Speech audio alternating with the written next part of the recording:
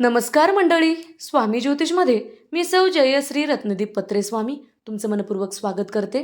तर मंडळी, आपण आजच्या व्हिडिओत देवपूजा करताना कोणता मंत्र म्हणावा, देवपूजा करताना मंत्र न म्हणता केलेली पूजा त्याचा संपूर्ण लाभ आपणास मिळत नाही आणि उलट दोष लागतो.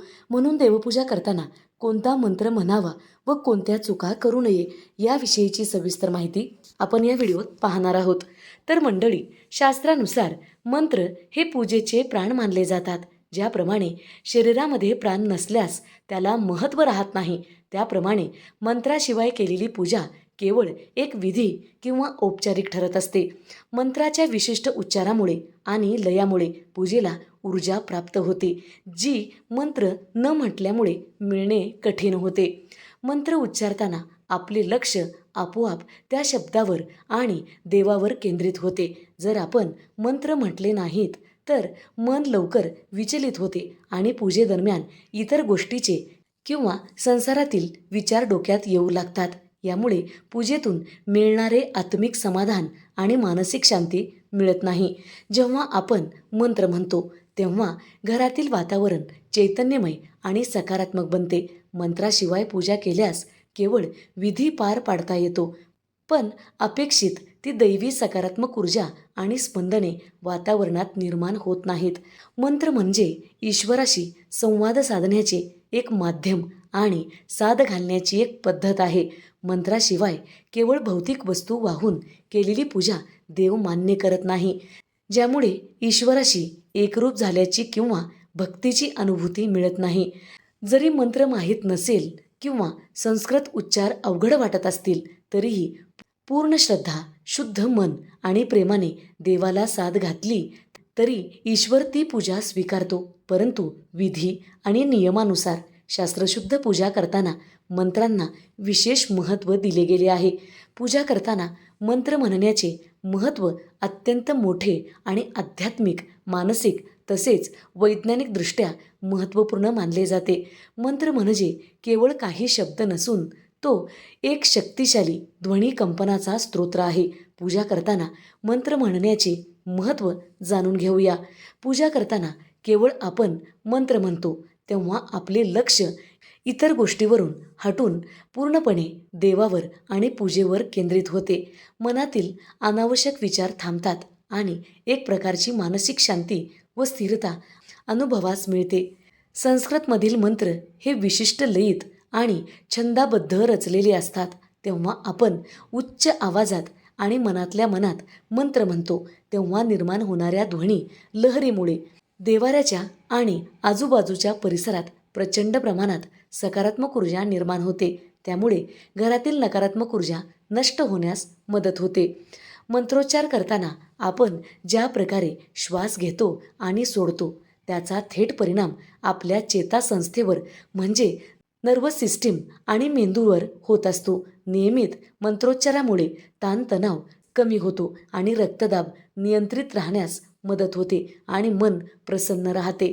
तर मंडळी, मंत्र म्हणजे एक प्रकारचे देवाचे आवाहन आणि त्यांच्याप्रती व्यक्त केलेली कृतज्ञता असते. मंत्राच्या माध्यमातून आपण देवाशी संवाद साधतो. यामुळे भक्ताची देवावरची श्रद्धा आणि भक्ती अधिक दृढ होत जाते. प्राचीन काळापासून असे मानले जाते की प्रत्येक अक्षरामध्ये आणि आवाजामध्ये एक विशिष्ट शक्ती असते. योग्य उच्चारात मंत्र म्हटल्याने वातावरणातील विशिष्ट देवांच्या तत्वांना आणि लहरींना आकर्षित केले जाते, ज्यामुळे पूजेचे पावित्र्य अधिक वाढते. भक्तिभावाने आणि शुद्ध मनाने जपलेले मंत्र आपल्या मनातील अशुद्ध विचार, अहंकार, राग, द्वेष कमी करून अंतःकरण शुद्ध करण्याचे काम करतात. यामुळे आत्म्याचा विकास होतो आणि ईश्वरीय अनुभूती येऊ लागते. थोडक्यात सांगायचे झाले तर मंत्राशिवाय केलेली पूजा ही केवळ एक विधी ठरते, परंतु जेव्हा त्यात मंत्राची जोड मिळते तेव्हा ती पूजा चैतन्यमय आणि ऊर्जावान बनते, ज्यामुळे पूजेचे पूर्ण फळ, सात्विक फळ आपणास प्राप्त होते. देवपूजेचे संपूर्ण फळ मिळावे यासाठी हा अत्यंत सोपा आणि छोटा सर्वसमावेशक मंत्र आहे. तर मंडळी, पूजा करताना आपण हे साधे सोपे 2 मंत्र म्हणू शकता. यामुळे संपूर्ण पूजेचं फळ आपणास प्राप्त होतं. तो मंत्र आहे ओम नमः शिवाय. तर मंडळी, कोणताही मंत्र तुम्हाला येत नसेल तर तुम्ही ओम नमः शिवाय हा मंत्र म्हणू शकता. या मंत्रात खूप दैवी शक्ती आहे. त्याचबरोबर ओम नमो नारायणाय हा मंत्रसुद्धा तुम्ही म्हणू शकता. या मंत्रामुळे एक दैवी शक्ती निर्माण होते.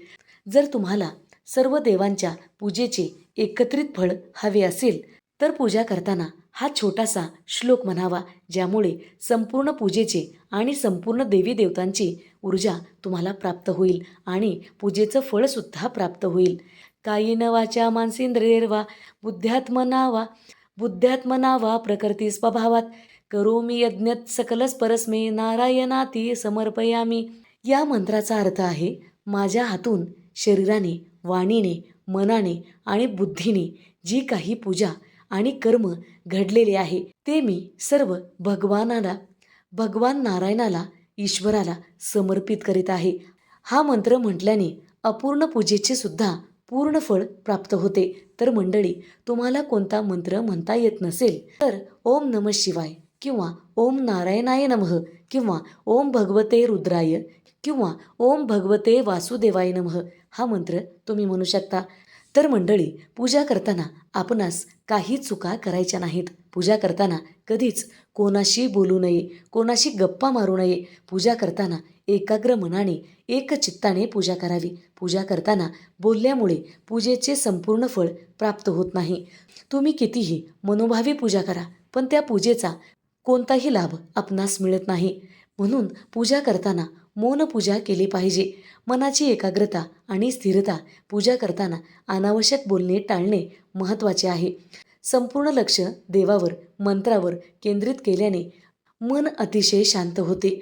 मौन आणि शांतपणे जप व पूजा केल्याने निर्माण होणारी दैवी ऊर्जा घरात आणि शरीरात टिकून राहते, जी इकडे तिकडे बोलण्याने विखुरली जाते. म्हणून पूजा करताना मौन पाळणे गरजेचे आहे. पूजेच्या वेळी मौन पाळण्यामुळे किंवा देवाच्या नावात मग्न राहिल्याने आत्मिक आनंद आणि मानसिक शक्ती मिळत असते. देवासोबतचा आध्यात्मिक संवाद अधिक घट्ट होतो. पूजा करताना केवळ पूजेचे साहित्य आणि मंत्राचा उच्चार यावर लक्ष असल्यामुळे पूजा अतिशय शुद्ध आणि शास्त्रशुद्ध पद्धतीने पार पडते. पूजा सुरू असताना जर आपण इतराशी बोललो आणि इतर विषयाशी चर्चा केलो तर आपले लक्ष पूर्णपणे पूजा आणि देवावरून निघून जाते. त्यामुळे पूजेतील पावित्र्य नष्ट होते. शास्त्रानुसार पूजेच्या वेळी निर्माण होणारी सात्विक ऊर्जा आपण बोलल्यामुळे, संसारातील इतर गोष्टींमध्ये लक्ष घातल्यामुळे ती कमी होते. व्यर्थ बोलण्याने मनातील सकारात्मक ऊर्जा कमी होऊन नकारात्मक ऊर्जा डोक्यामध्ये वाढू लागते. पूजा ही एकाग्रतेने आणि भक्तीने करण्याची गोष्ट आहे. पूजा करताना जर संसारातील किंवा इतर गोष्टीवर बोलत राहिलो तर ती पूजा केवळ एक उपचार किंवा नाटक ठरते. त्यामुळे पूजेचे पूर्ण आध्यात्मिक फळ प्राप्त होत नाही. म्हणून पूजा करताना नेहमी मौन पूजा केली पाहिजे, अन्यथा तो नाटक ठरू शकतो किंवा दिखावा ठरू शकतो. असंयम आणि आदराचा अभाव, देवांच्या समोर बसून इतर गोष्टीबद्दल बोलणे किंवा लक्ष विचलित करणे म्हणजे देवाप्रती पूर्ण आदर न दाखवल्यासारखे आहे. यामुळे ईश्वराची कृपा मिळण्यात बाधा येऊ शकतात. म्हणूनच धार्मिक ग्रंथामध्ये असे सांगितले आहे की देवपूजा करताना शक्यतो मौन पाळावे किंवा केवळ देवांचे मंत्र, स्तोत्र म्हणावेत. पूजा सुरू असताना बाहेरच्या किंवा संसारातील इतर विषयावर बोलणे पूर्णपणे टाळले पाहिजे, जेणेकरून पूजेचं फळ जास्तीत जास्त आपणास मिळू लागतं. तर मंडळी, व्हिडिओ आवडलेला असेल तर नक्की लाईक करा, शेअर करा, सबस्क्राईब करा, बाजूच्या घंटीला ऑल करा. त्यामुळेच मी टाकलेले प्रत्येक व्हिडिओ तुम्हाला पाहता येतील. धन्यवाद. हर हर महादेव.